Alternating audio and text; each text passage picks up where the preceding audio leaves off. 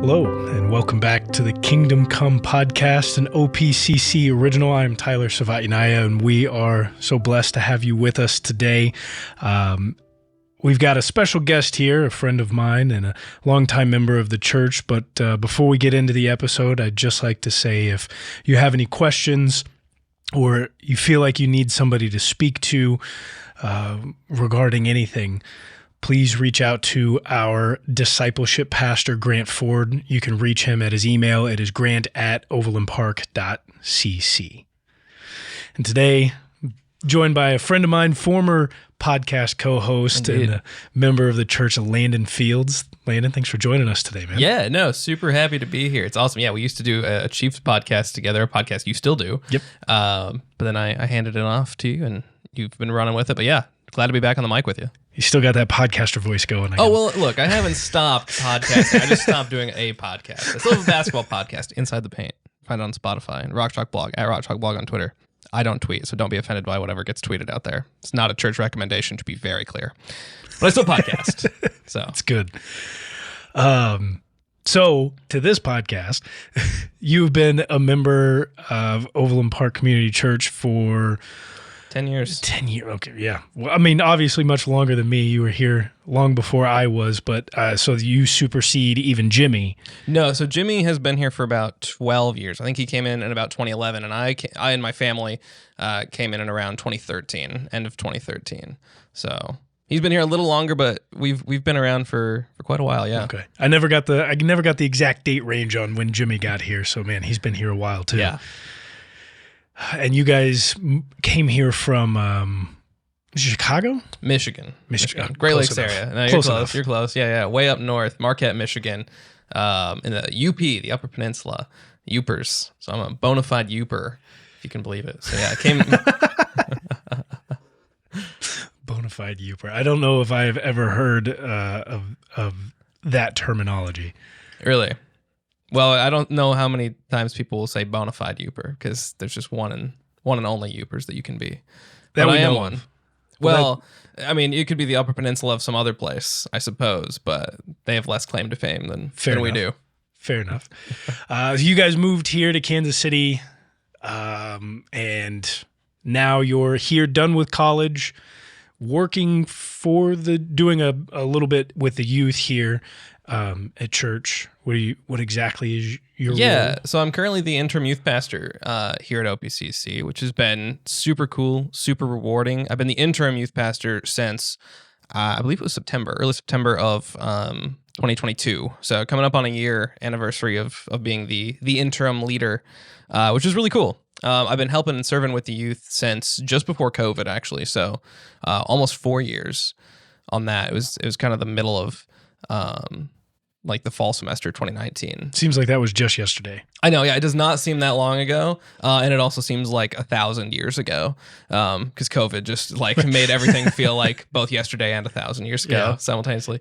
But yeah, no, that's been really cool. Had a lot of growth personally in that. I've seen a lot of growth in the kids through that. It's been really cool, really interesting to see the Lord work in that, especially through me, because I didn't really even go to youth group growing up. That was the thing that I very sporadically was like involved in growing up. And so to actually now be the leader of the youth group is kind of ironic, but it's been really cool.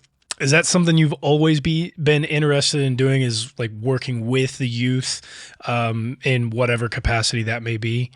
So not really. I mean, so I'm only 22, almost 23. So I'm not too much past a youth myself in a lot of ways. And when I started helping out, I was just like 19. So I was only like barely older than the seniors even. Yeah, that's the thing. I mean, having not been involved with youth group, like it wasn't really something that was super on my mind. It was just they had a need. They just needed someone to run sound and run like the lyric slides for their worship. My sister, Ashley, she runs lyric slides on Sunday mornings, and she was also a youth, so they invited her.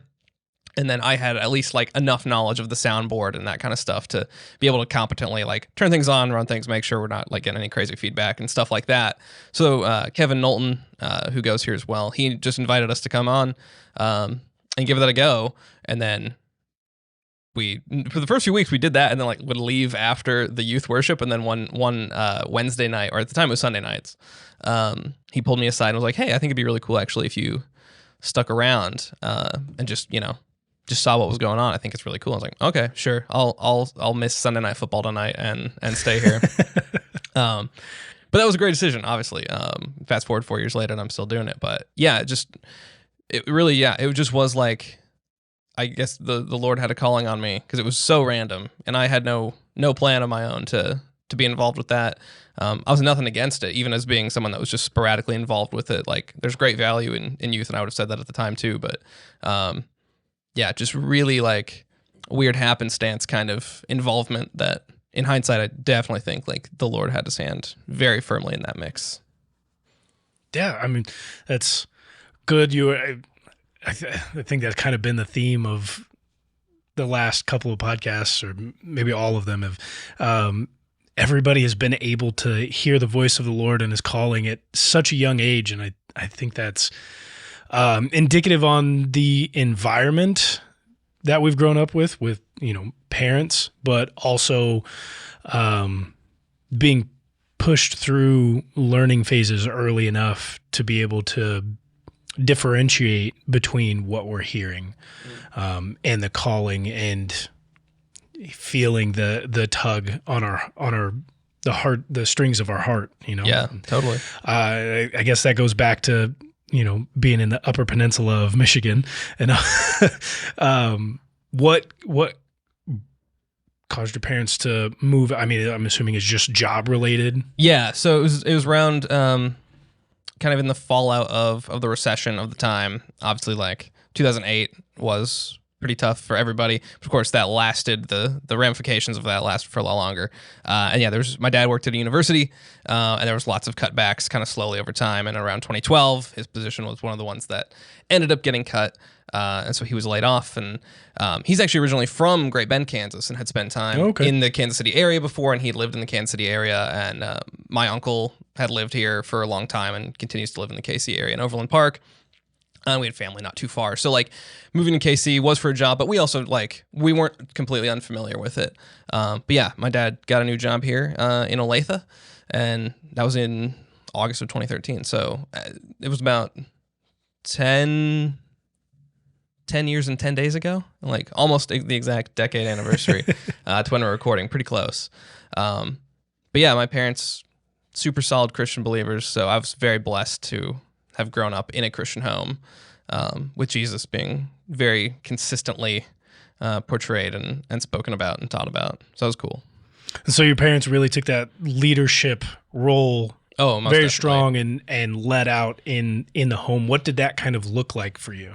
Yeah, so I was homeschooled as well. Homeschooled all the way through high school. I did like a few classes with like a homeschool co-op and that kind of stuff, but otherwise, completely homeschooled. But my mom made sure, obviously in homeschooling, there's a lot of other Christians that write homeschooling books and write the curriculum. So it's not super hard to find, if you are in the homeschooling community, like Christian-based and Christian-themed curriculum and all that kind of stuff. So my mom made sure to seek those kind of things out to make sure that was part of schooling and part of what we were learning as well, that it was coming from a Jesus-based perspective and that it was a Christian worldview. But apart from that, reading the word was prioritized. Whether I always took that to heart as a kid or not, different story. But definitely the idea of that was very much prioritized. Being at church, having fellowship, being hospitable, all those kind of things. Yeah. One thing that always stuck out to me, my dad, he and I are huge sports fans. So as a little kid, he would come home from work or whatever, and I'd be like 8 or 9 maybe, and I'd be like, Dad, if you could pick one quarterback in the whole NFL, who would you pick to be on your team? And he'd be like, I'd pick Jesus. And at the time I was like, Dad, say an answer. Say Brett Favre or Tom Brady or something. But in hindsight, it was no, he was trying to show me how important Jesus was to him. And I was like, that leaves a very lasting mark. Rather, if he had just said Brett Favre or Tom Brady, maybe that would have had an interesting football conversation. But we have plenty of interesting football conversations now. So him saying those kind of things definitely sticks out in hindsight. Very appreciative of those kind of things. It's an interesting viewpoint. I've not. I don't know if I've heard anything like that. interesting to see from a parenting perspective that you can kind of shape those conversations out of thin air. Just that perspective of thinking and being able to say, this is what obviously both of our interests are in, and probably pop culture, obviously, but I need to mold and shape this conversation into something where I know later on we'll have these conversations. It'll probably be more meaningful when they understand the full aspect of whatever the game is. But now is the time to mold in this. That's an interesting perspective I hadn't thought of myself. Yeah, and I didn't think of it either until much later, and it dawned on me one day. I was like, oh, like my dad was really trying to, like, he was trying to model something for me and show something to me. Because we ended up having, obviously, we'd watch college football every Saturday, and we'd watch the NFL on Sundays and whatever. So, like, plenty of football conversations were had, but he was very intentional to, like, take those moments and talk about Jesus and make those about Jesus, which was, yeah, also very interesting and very compelling to me when I kind of realized what he was doing. And with homeschooling, have you? I wasn't homeschooled. I don't know many, and haven't really actually had the conversations to determine like what the differences would be. Have you, being homeschooled and being homeschooled with a Christian like curriculum, have you had conversations with friends and been able to determine maybe some of the differences that outcome from that, whether good or bad? Yeah, you mean just like in what homeschooling provided to my faith growing up, or just in general? I mean, just all of it in general, Yeah. to what it's done for your faith, but also maybe what homeschool in general lacked, and maybe what it did to help. I mean, not only in your faith, but what are the differences that you find, between yourself and somebody who is a Christian who went to public or even private school just outside of the home? Yeah, for sure. I really enjoyed being homeschooled. To be fair, I would do it again, certainly if I had the choice to do it. And certainly as I get older and think about more like what a family looks like or what having a girlfriend looks like. Sorry, joke completely blew my train of thought. No, we're good. But what that kind of looks like, I would think I would homeschool my kids as well, probably. But I do think I'll start with what I think homeschooling has kind of come up short with in my mindset. I have full power to change this, but it has, to a degree, kind of hampered my thinking in one aspect, and that is one huge benefit of homeschooling that I think is an awesome benefit, is that you can very much go at your own pace, and so like, in public school, you sit in the class for an hour, regardless if it takes you the full hour to do your work or it takes you 25 minutes and then you sit there for the next 35 and you do nothing, which for some kids, they need that, more of that 40 minutes to an hour. And that's great. Some kids love it for that long, it just depends on the kid. But in homeschooling, you can, if you want to take the hour, you can take an hour and sit with your math and figure it out. If it takes you 20 minutes to do your multiplication tables, you can move on to the next thing and get closer to being done with your day. And most of the time I'd be done with my day at like maybe 1 o'clock, and that would be late sometimes, which is awesome. I would say that has kind of hampered me. Now I'm starting to realize a little bit in that I really, really like control over my day to like a borderline unhealthy amount now, because as a homeschooler, I had so much control over my day and so much freedom over my day. That's been a little bit hard for me to like adjust to. Well, regardless if you're homeschool, public school, this is just kind of how the system works, and it's been a little bit tricky to kind of navigate for me mentally.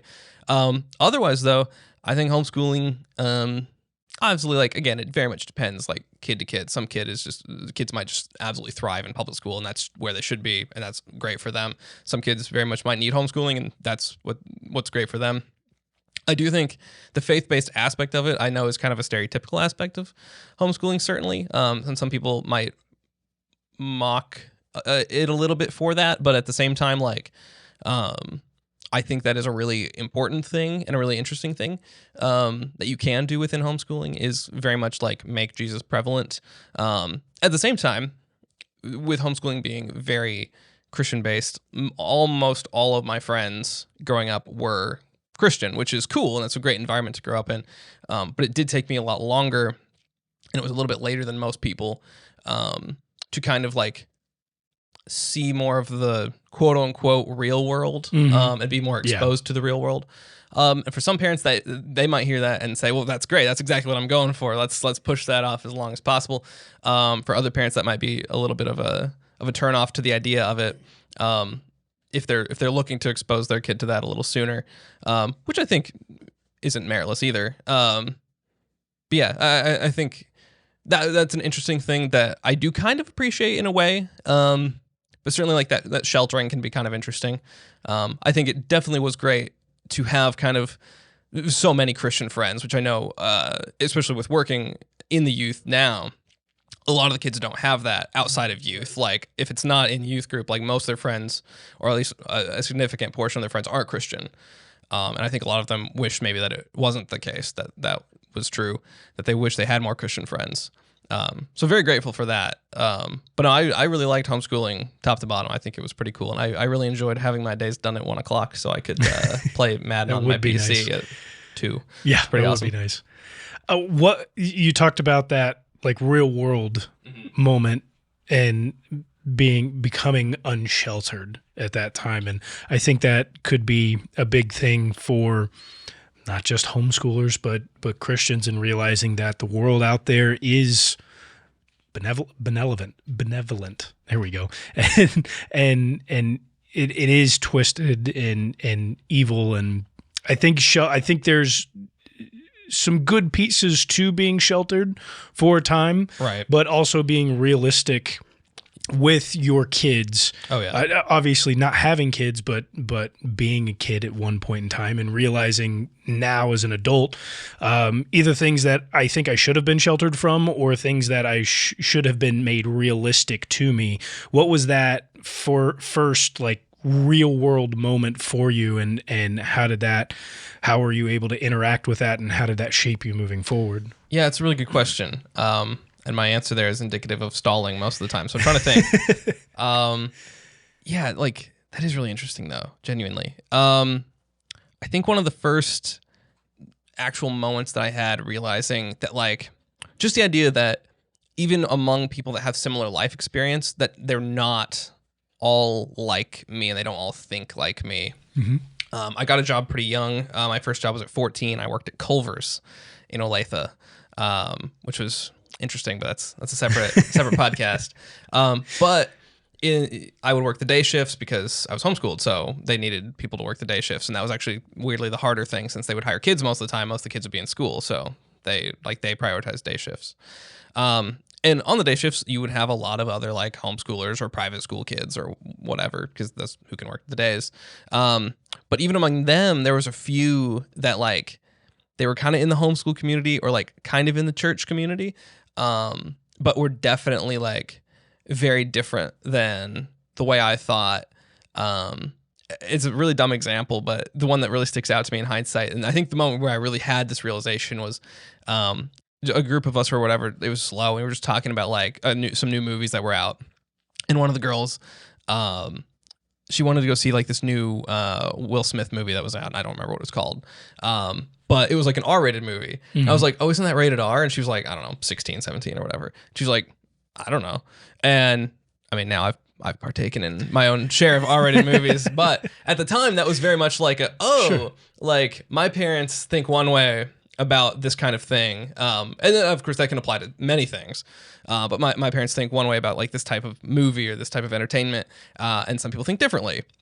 But I do think that definitely applies like to the world at large, that there is a degree to which sheltering is good. Like obviously a 5-year-old doesn't need to be watching things with like lots of cursing or lots of other like explicit content, and then like obviously you probably don't need to show a 5-year-old those kinds of things. They can wait a little bit, but at the same time, like being realistic, like you're saying, about what's actually out there, I think is pretty necessary, because I think a lot of people might end up having a little bit of culture shock in a weird way. If they're overly sheltered, they're going to get to a point where, and this might not be true for most people, but I would certainly hope that most people are unsheltered enough by the time they're like in college to be able to like interact with the real world, which is very naturally, sweary and otherwise not. I think even that's a very kind of surface level of brokenness. It is a level of brokenness, but obviously like very top layer. It's a top layer, but it can also those kinds of things can be a very shocking top layer to a lot of people.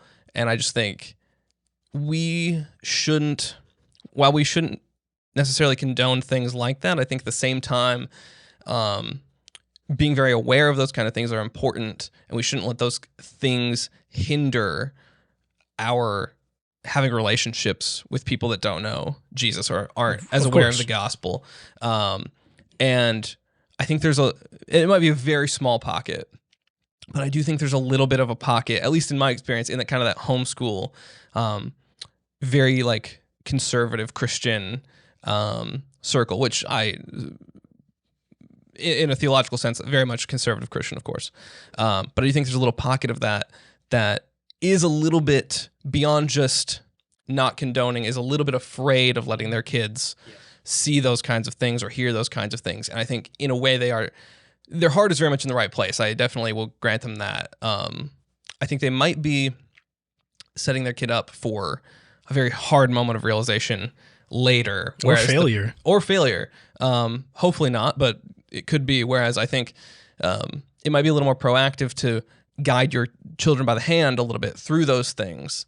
And obviously that can look many, many different ways. I don't have the explanation to that. But. And, obviously gradually and within certain, yes. I mean, again, certainly. That's as you as a parent, that's up to you to decide. But I think one of the prime examples and one that we should always be following is the example of Jesus, yes. Right? And at, 12, preaching in the temples and to older men who probably did those swearing things and not modeling the perfect life, and right. Also being the discipleship leader of the apostles and of the 72 other disciples that were sent out on missions that come from different walks of life and speak differently and think differently. It took me a long time to realize this, but it was pointed out to me that within the disciples, there is a tax collector who was a shill to the Romans, gave out to the Romans, betrayed their entire country for an invasive force. And there was also a zealot whose whole purpose was to eliminate the Roman occupation via violence. And they were in the same 12 disciples. So different life experience, obviously like with Jesus being the lens, but different life experience is a really cool thing and a really interesting thing. And it paints a very robust mosaic of what Jesus is and who Jesus is. Because I think all of those things can bring glory to him. Obviously, the story should be that of grace and that of redemption, and look at where I came from. But then also, I think Jesus redeems, I know that Jesus redeems those broken things to very much, to glorify him, no matter where you're coming from. And I think that's the kind of thing that, I think some people want to write off certain subsets of culture to an overly aggressive extent in favor of creating a bubble around their pocket of Christianity and their pocket of life. And while I get that protective instinct, I think they are throwing the baby out with the bathwater at times, which I think is really unfortunate.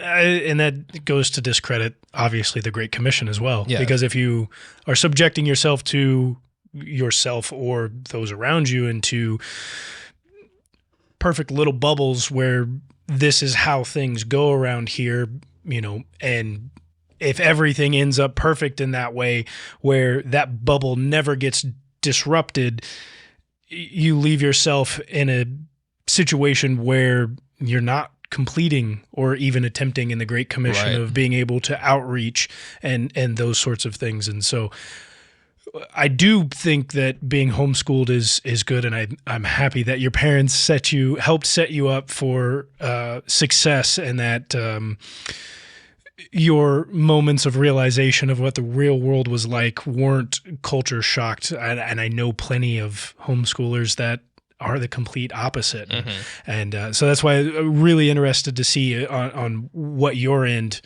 how it played out and developed as you grew. And it's comforting to know that it was done well between you and your sister. And what was that like, being like homeschooled with your sister? I mean, going to, I don't have any siblings, but going to public school, seeing siblings, walk around in the same building is totally different than being homeschooled right next to your sibling with, your parent being the teacher and giving out the curriculum. Yeah. Really interesting. Me and my sister are like super close now, to the point that I would probably consider her among, if not my best friend, which I know a lot of people don't have, which I think is unfortunate because I like my sister a lot. But at the time, when I was in school, not the case. So yeah, like then, I mean, it was a very interesting dynamic. She loved to tell me what to do, and I hated to be told what to do. So that made for a lot of interesting days.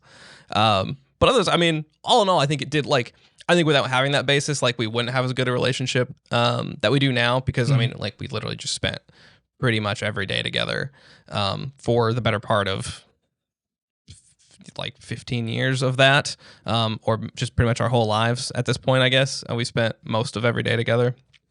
So all in all, yeah, I mean, I think a really definitely an experience that, not if you are from the public school end of things, a very alien experience to sit at likely a dining room table while you do your algebra and she does whatever she would have been in at the time. But I think ultimately really cool that we could kind of like share those moments. And I'm assuming that it was your mom who was the teacher role. I mean, yeah, more or less. I think people do have, there's a little misconception within homeschooling that like the parent is like the one literally standing on the chalkboard and like wrapping the chalkboard and writing down the things and actually like literally teaching everything. Obviously my mom helped a lot. But she was more of the facilitator, because the curriculums are pretty good of walking the students through what they have to do. Okay. And my sister and I are also, I would say we're relatively self-sufficient. So once we kind of got a rhythm and a system down, we just kind of were able to do that. And my mom was always there to guide and help, obviously. But yeah, and I mean, I see your mom in that role every Sunday. She now leads the children's ministry. Yes. I guess I'm assuming she was the same way at home as she is here, and being able to walk through with the children here at the church, and I guess what was that kind of like? Yeah, I've only actually been able to see her in action per se once. I went down there to help once.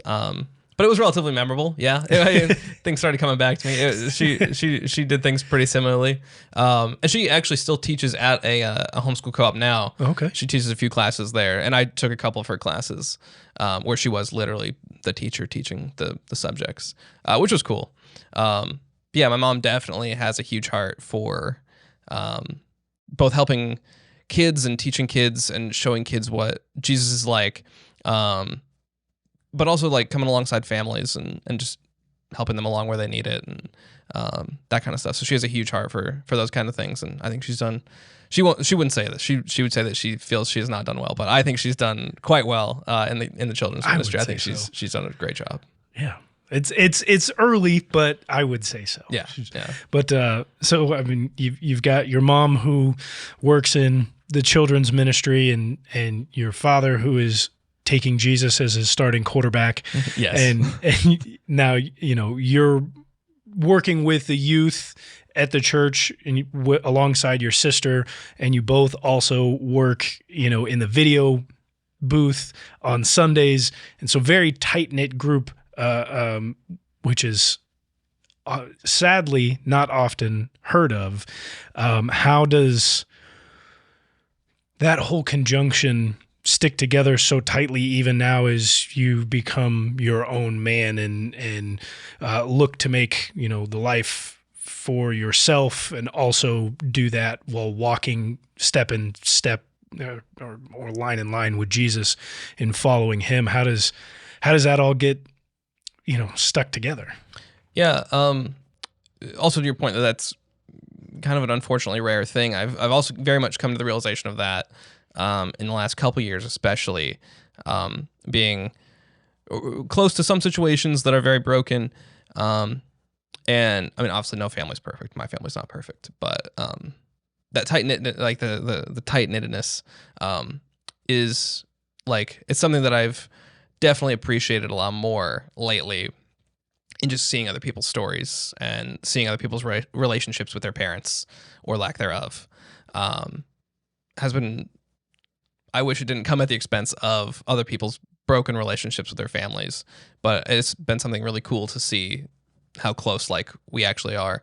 How all that gets held together, depending on the day, I would say I don't know.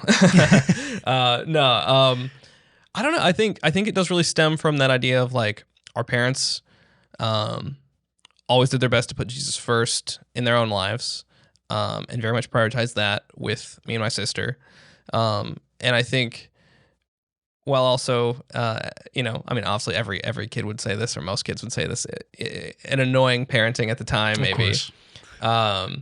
But like, I think they did have a really good kind of strategy of like, allowing a limited amount of freedom when my sister and I were young. And sometimes maybe that was a little bit of over sheltering from certain things, but just in like the parents have the say. The parents get to dictate all these kinds of things, and if your friends are bad, your parents get to kick your friends out of your friendship because they're bad for you, and those kinds of things. And thankfully, that those kind of things never really happened. But always knowing like the parents had the authority and the parents had the say.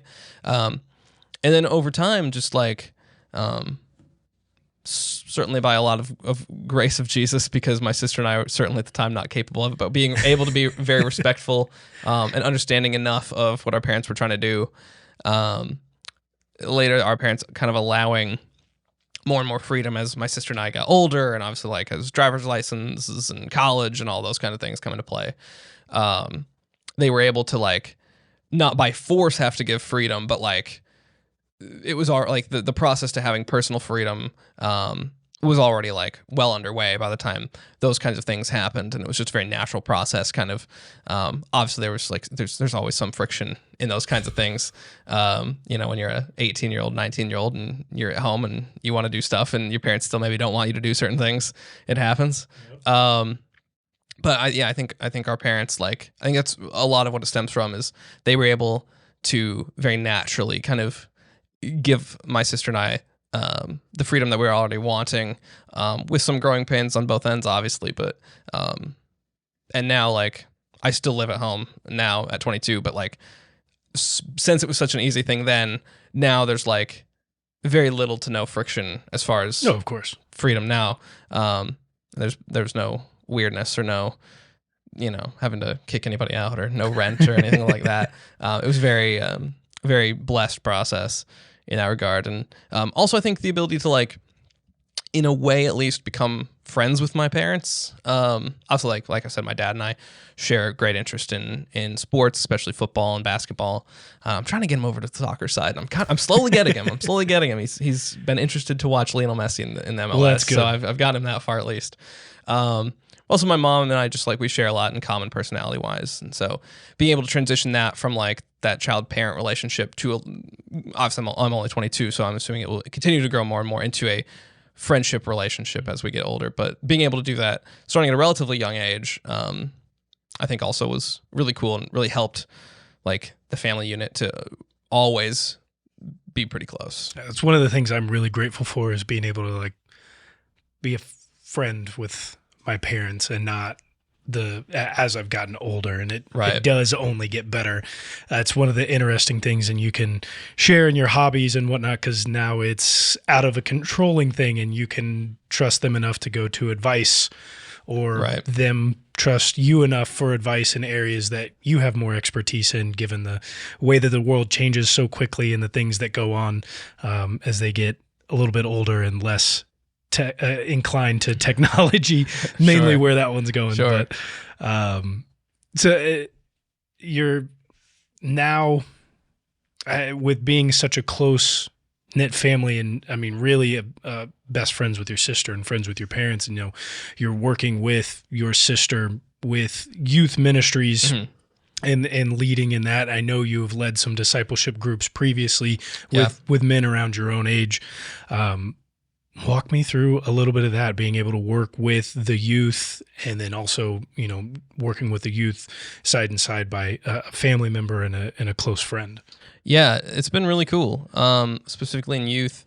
Like I said, the way we even got involved, because my sister was also just barely in youth group at all before that as well.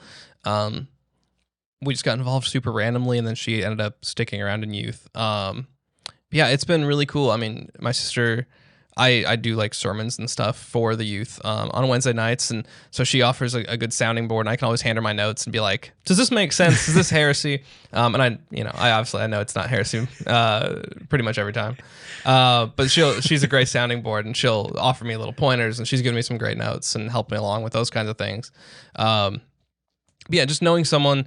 Like, I very much feel I can trust all the leaders, but obviously, like, having my sister there, someone like I can very much, like, we've been through everything together. We've been through thick and thin together for our whole lives. Like, having someone that I can just know is very capable, and is very smart, very intelligent, and loves Jesus, and like I know her story pretty well.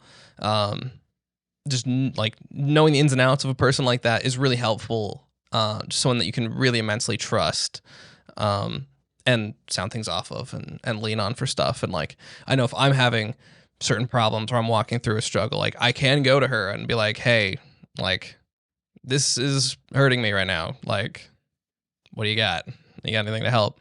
And I know she can come to me and do the same thing. And we have many times, which is a really neat thing for siblings to have. And I know most people, like I said earlier, probably, even if they have very good relationships with their siblings, a lot of people don't, I know. Right. And so it's very, very thankful, very, very grateful to have that. And then just in youth in general, like she's done a great job. She helps lead like the younger girls, the middle school girls, and the middle school girls just love her to death, which is pretty awesome to see. But yeah, no, it's been really cool. And that knowing that all the volunteers at youth are fantastic, and I would say them all by name, but I would be afraid. There's only 6 of them, but I would be afraid that I would forget one of them randomly, and then I would be very upset with myself. Yeah, but they're amazing, and I love them all. But no, it's been really cool. I mean, obviously to see her also as a student in youth for a couple of years and having some really, really cool moments within the youth group herself, just in her faith journey, apart from leadership, really cool to witness firsthand. And now youth is so much different from the adulthood that goes on when it comes to discipling. I mean, I've mainly only dealt with adults who are discipling other adults, and obviously that is totally different in its own right. You've got men and women who are dealing with needing to work full time to support themselves and potentially have children, that they're also leading and trying to follow Jesus on their own, and everything that comes along with that, good and bad. Where do you see some of the shortcomings happen with the youth, and what are some of the struggles that you guys as leaders have to kind of deal with, and how do you maybe overcome those? Yeah. We're really blessed with a great group of kids. So most of our struggles, thankfully, are not like my dad's strung out on meth and we need to figure, like, we haven't really we've been fortunate enough to not have to encounter those kinds of things. Certainly one thing that I've noticed, and certainly if any of the youth kids are listening to this, I'm certainly not putting any of you on blast. I'm guilty of this too, certainly. But and this is not also just for the youth. This is for a lot of people that I've noticed. Like getting in the Word is a really hard struggle for a lot of people, and that's certainly been something I've noticed in the youth specifically. Which again, I'm guilty of it myself as well. I go longer stretches than I'd like to admit at times of like, I haven't picked it up in a few days, and there's like no excuse for that at all. So I certainly am not free of that either. But that's definitely one that I would like to encourage Like obviously it's a challenge to myself to help the youth do that, but also to challenge parents to kind of help out with, in a lot of ways, is try something to help your kid get in the Word. Obviously, like we can encounter Jesus in other ways. The Word isn't the only exclusive way you can hear from the Lord, but it is very arguably the primary way you're going to hear from the Lord. And certainly the way he most directly and most explicitly has given us to hear from him. Yep. Most definitely. So that's definitely one. Subsequently, just general abiding, like praying and whatever else you might deem as abiding, is something that we've seen kind of be a shortcoming among people. But again, that's not like nothing big. You're right. It's nothing. It's the normal everyday exactly that happens whether you're and it's nothing unique to them, right? Either that's a struggle with a lot of people. But what about? I mean, something that I know has affected me and people that I know growing up, probably pretty much everybody in the entire world, but the peer pressure that the youth have to face, again, affects pretty much everybody. Is there anything specifically or maybe not specifically that you've had to see and deal with in terms of when it comes to any sort of peer pressure, whether it's just misbehaving or something more nefarious? Right. Certainly this has been a struggle among the girls, more so than the guys. We've had this sort of thing with the guys too. Unfortunately, I just don't spend as much time specifically with the girls as our female leaders do, of course. But there was one specifically I can remember. We were at camp, and there was a girl that kept asking about a group of friends. Like, when do you know that you should not hang out with a group of friends, and like how can you navigate that kind of thing? And it became like it was very clear to one of our other leaders, and it became very increasingly clear to me as well that like this girl knew she needed to not hang out with these people, and just really didn't want to stop. And I think both the students and the other leaders like all gave her really, really good biblical advice and gave her great encouragement in doing that. But certainly those kind of things have come up with peer pressure. I mean, peer pressure is not an original thing. Certainly that's something that's hampered everybody. It's especially hard when you're at that age, when you're kind of coming into your own as a person. You're starting to be included. Exactly. Like you feel the need and the pull and the desire to like live up to certain things. Sure. And obviously, especially in high school, your friends are the ones that are most kind of dictating what cool is and what like you're going to want to model yourself after them a lot of the time. So yeah, I mean, peer pressure is definitely one. We really try to counter that by really specifically talking about identity a good amount, your identity in Christ and what that means, and that like no matter what your identity is found in on this side, because no matter if you're in Jesus or not, you're going to have part of an identity in something else, but that your identity in Jesus one supersedes all of that, both from a grace perspective and from a loyalty perspective to what you should be loyal to. You should be loyal to Jesus, obviously, above everything, but also that like Jesus has covered you in a way that those other things can't. Like his grace surpasses the amount of whatever that those people or those things or those activities can give you. So we really try to make sure that gets hit home, which sounds like a very simple message, and it is in a lot of ways, but it's one that like we so easily forget like very consistently, I feel. It's one that I forget pretty consistently, I feel. A lot of the time it just, I think that's just the way sin and brokenness hampers our mind in a lot of ways. It wants to take that away from us first and foremost. A lot of the time is that identity in Jesus. Obviously people get attacked in specific ways, but that one certainly comes up a lot, because if your identity's gone, if your identity in Christ is gone, nothing else, right? You're going to throw it into something else, and when it collapses, those things are bound to collapse, no matter what, even if they're good things. Like they're things that Christ may allow you to have while your identity is rooted in him. But if your identity is in those things, like they cannot withstand the weight of your despair that everyone has. It's just impossible. Yeah. And there's obviously bound to be many successes that come with working with the youth because of how quickly they do develop and grasp onto things. And what are a few things that you're seeing the youth be successful in and where they're making these strides is their own individuals. Yeah, their camaraderie among each other is off the charts. They're just like they're so. As an example, we had like 6 seniors leave at a time, and this was the semester before I took over as interim. So I was going to that semester like I was really excited for the kids we did have, but I was very worried that like that was really a core group that was really close knit, and they'd been friends like long before youth group. Like they'd grown up neighbors and stuff, so like they were really close. So going into that, I was a little bit worried like what's the dynamic among the kids going to be. I wasn't worried that anything bad was going to happen necessarily. It was just like it's going to be a lot different.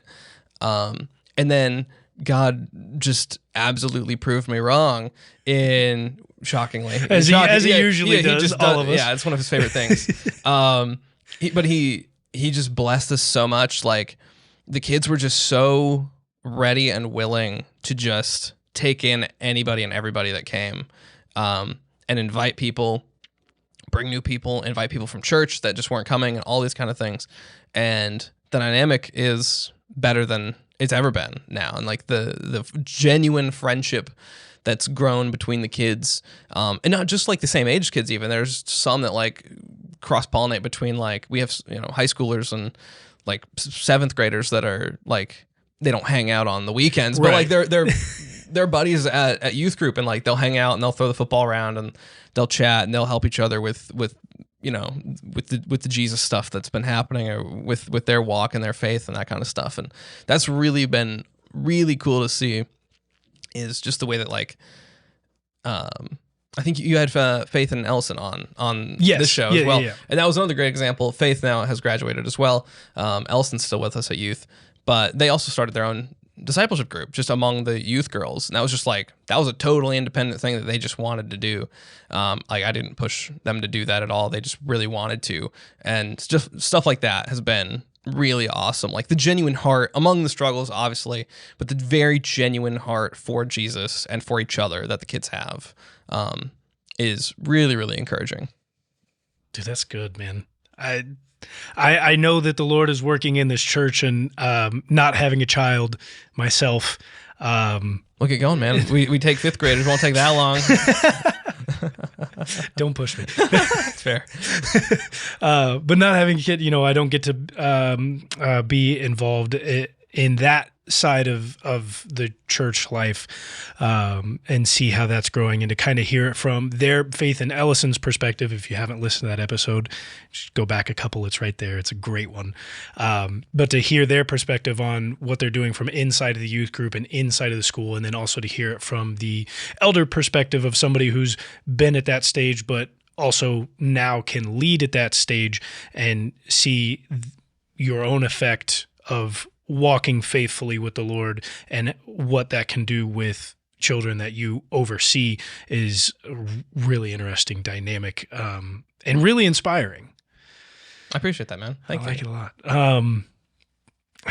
I guess as we there's probably so much more to unpack. I'd love to have you and your sister on, and maybe you and your dad, and cool. Go through kind of some questions of parenting and obviously more homeschooling and what it is like to be in the child-parent dynamic in that conversation. So totally. I'm sure there's going to be more to come, but for now, I think you also had something that you wanted to kind of leave everyone with, a verse or a passage.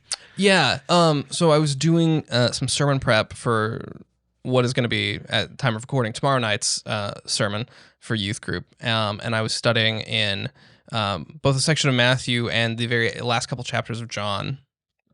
Let me pull it up just so I can get the exact... Sure. I don't have it on top of my head, but I know it's one of the last 2 chapters of John. But the story it's after the resurrection, and Peter and all of the guys, or most of the guys, it seems, at least. Let's see, one more. Here we go. So it is John chapter 21, the beginning of the first 1 through 6 or 7 or so. But it's the story where, like I was saying, Peter and John and the disciples, like Jesus had actually appeared to them a couple times previous to this, but this is in his post-resurrection 40 days on earth, and apparently this has been in a little bit of a dry stretch between seeing Jesus risen. So they maybe are feeling a little bit discouraged in this particular moment, but they go out fishing, which is what a lot of them at least used to do. Peter certainly used to do. John used to do. And they're not having any luck. No fish, no catch, nothing. And then a man shows up on the shore and tells them to throw their nets on the other side of the boat. And they just reel in a huge, not reel in, they nets, but they net in.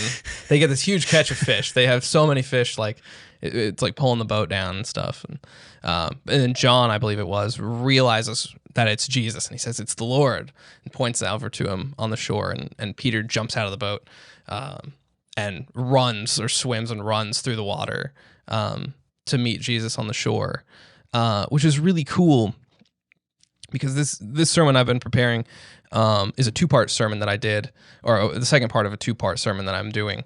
The first part was about Judas, and it was about after Judas betrays Jesus and goes back to the Pharisees and tries to throw like the 30 silver coins back to them. And there's just such a poignant line from the Pharisees where Judas comes in and he says, "I betrayed innocent blood. Like, help me. I want to be forgiven from this. I want freedom from this pain that I'm feeling." Like he's kind of on the right track. Like he's understanding what he's done. He's very remorseful for what he's done. But the Pharisees returned him with the line, "What is that to us? That's your responsibility." And it's just that like Judas was incapable in that moment of looking to Jesus, and the Pharisees completely fail everything that God set them up to be in that moment. The utter and complete failure of the Pharisees in turning away a man actively looking for forgiveness in the very moments Jesus is going to the cross to bear that forgiveness for all of us. So that was the first sermon. And the second one is now about Peter. And he also denies Jesus in a way, like betrays Jesus as well. And it's about the redemption of Peter. And right after that passage that I was talking about, Jesus comes up to him personally. And it's the, "Peter, do you love me? Yes, I love you. Feed my sheep." And that's the story that follows. But just that idea that like Peter in those moments is so eager to find Jesus. Like he wants that same redemption that Judas wanted. He was just willing to look in the right place for it. But especially that idea that Jesus was the one that came to them on the shore first. Yes, Peter was looking in the right place and he knew what he had to do and knew the man he had to see to be forgiven. But Jesus is the one that initiates that. And he's the one that shows up first and the one that helps them with their catch of fish. And it says when they get to the shore, like he's already cooking breakfast and he has a fire going. Like that idea that like Jesus will always find you where you are, and Jesus will never let you sit in that remorse and that despair longer than you have to if you're willing to turn to him. And I just thought that was really cool preparing that sermon. Yeah, I think that's important. It's a two-way street. Again, right? We always talk about Jesus knocking on the door of your heart. Right. And you have to go to the door. Up. You have to go to the door, and you at least have to look through the peephole and call out and say something, right? Because he'll always respond. But again, it's a two-way street. He's going to meet you where you are, but you also have to be willing to at least put in some form of effort. And that's where it's about your response, because he always initiates. That's so much the story of the Bible. Like God initiates creation. God initiates the covenant with Abraham. God initiates the nation of Israel as a whole. God sends Jesus apart from anything that humans were willing to do. All these kind of things. And like God has prepared a place for us in the end. He's prepared this kingdom for us. And the salvation for us that obviously we were not capable of.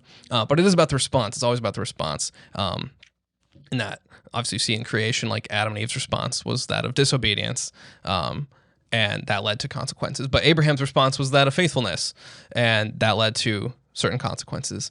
And so, yeah, like you're saying though, yeah, it's God is always speaking, God is always knocking, and what are you going to do about it? Dude, that's a good word. I like that. Well, again, we thank you again for joining us today here on the Kingdom Come podcast and OPCC original. Like we said in the beginning, if you've got questions, if you are reaching out to be a part of a community, or you just need somebody to talk to, please reach out to our discipleship pastor, Grant Ford. His email is grant@overlandpark.cc. Thank you again for being with us. Catch you next time, and have a blessed week.